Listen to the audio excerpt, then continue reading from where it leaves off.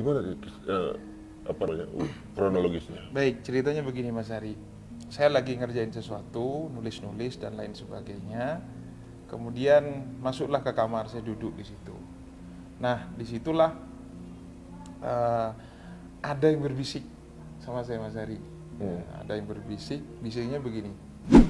Edi, waktunya kamu sudah di dunia sudah habis. Ini hari terakhir hidupmu, begitu. Saya yakin itu bukan jin ya. Saya yakin wallahu a'lam lah. Intinya saya yakin ini bukan jin lah. Sehingga ketika saya mendengar suara seperti itu, saya itu tidak berdaya. Mau teriak, mau ngomong, mau minta tolong ke siapa, itu tidak bisa. Tidak bisa, sehingga tiba-tiba saya tuh melihat badan saya itu sudah kaku. Ya, kaku. Itu. Itu. Jadi ketika tiba-tiba kayak orang ngerep-repan atau gimana? Ya. Jadi sebenarnya bukan kayak orang rep-repan Mas Hari. Sebenarnya ada proses di situ, ya. Ada proses itu di situ, ada yang namanya proses sakaratul maut tetap ada. Yang maksud saya tiba-tiba itu ketika ruh ditarik itu kerasa, setelah ditarik itu ruh itu kan keluar. Gitu. Jadi proses bagaimana sakaratul maut itu yang saya rasakan itu dari kaki. Ya Allah. Ditarik dari kaki. Dan rasa sakitnya itu, sakaratul maut itu seperti badan kita ditebas atau diiris-iris dengan ratusan pedang.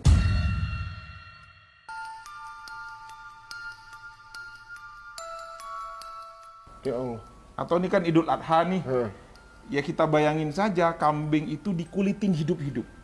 Allah. Ditarik semua kulitnya itu rasanya seperti itu. Atau kita seperti parut yang pakunya panjang-panjang ditancepin tubuh kita terus ditarik Parut. seperti itu. Itu rasa sakit Dari kaki itu? Dari kaki.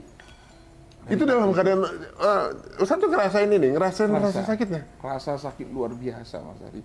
Ketakutan yang luar biasa. Dan ini juga nih penting. Kalau ingat itu ya Allah, mau bermaksiat sedikit pun tuh takut Mas Ari. Itu kayak kita ditunjukkan seperti proyektor layar lebar ya. Itu seakan-akan kita semua di proyektor itu melihat segala maksiat dosa yang pernah kita lakukan. Di bumi mana, di sudut mana, kapan kita bermaksiat, semua ditunjukin sama Allah.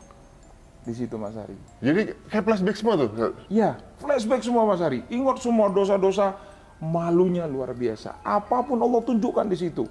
Segala maksiat yang pernah kita lakukan, siapa yang kita sakiti, entah orang, entah keluarga, dengan lisan kita, dengan sikap kita, dan lain sebagainya. Ini penyesalannya yang luar biasa, yang menurut saya tak kalah sakit juga dari rasa sakit yang ditari itu. Kemudian, nah ini benar dari hadis Rasulullah ketika sudah nafas di tenggorokan, itu ingat semua harta kita. Ya. Sampai supaya harta saya waktu itu dalam kondisi ya diuji dengan ekonomi. Sampai harta saya uang 1.000 pun di saku, di celana levis belakang pintu pun ingat. Seakan-akan saya tolong itu semua harta saya infakin untuk menebus dosa-dosa saya. Saya pingin harta saya yang tersisa itu saya pingin diinfakin untuk menebus dosa-dosa saya Mas Hari.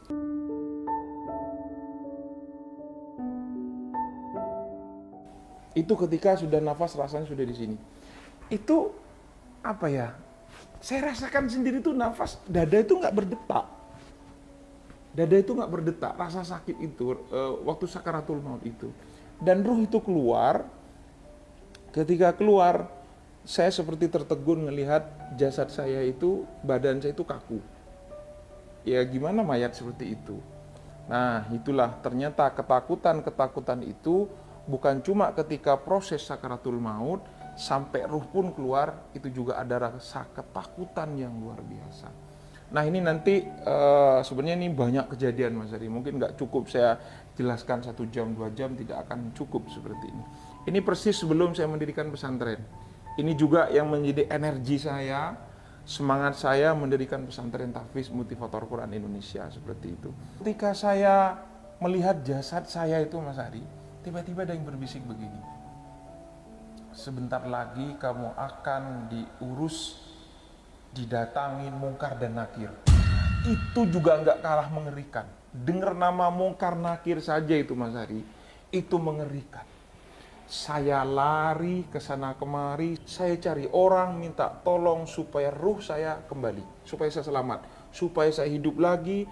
Ya Allah, hidupkan saya 3 menit saja ya Allah, 5 menit saja ya Allah, supaya saya bersujud kepada Engkau, supaya saya bertobat kepada Engkau, supaya saya melakukan kebajikan-kebajikan. Itu kan terekam di dalam Al-Quran. Dan memang benar di dalam Al-Quran itu, ketika manusia yang wafat meninggal, dia mengatakan, kok hidup saya seperti hanya pagi saja, siang saja, sore saja.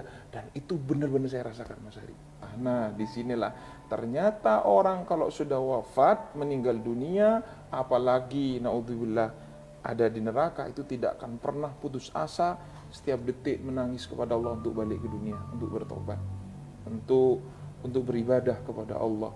Jadi kalau ingat itu Mas Hari, ini yang saya takutkan. Naudzubillah, saya selalu hati-hati supaya lisan saya, sikap saya itu tidak nyakitin orang sedikit pun. Mereka tuh, Ustadz kan sendiri duduk ya, mereka nggak ada yang sadar kalau Ustadz lagi. Iya, nggak ada yang sadar. Disangka Ustadz di kamar aja. Iya, di kamar saja kayak gitu. Dan ini lagi Mas Ari, penting punya anak yang soleh-soleha. Di situ ada kedua orang tua, ada orang tua, suami istri Mas Ari.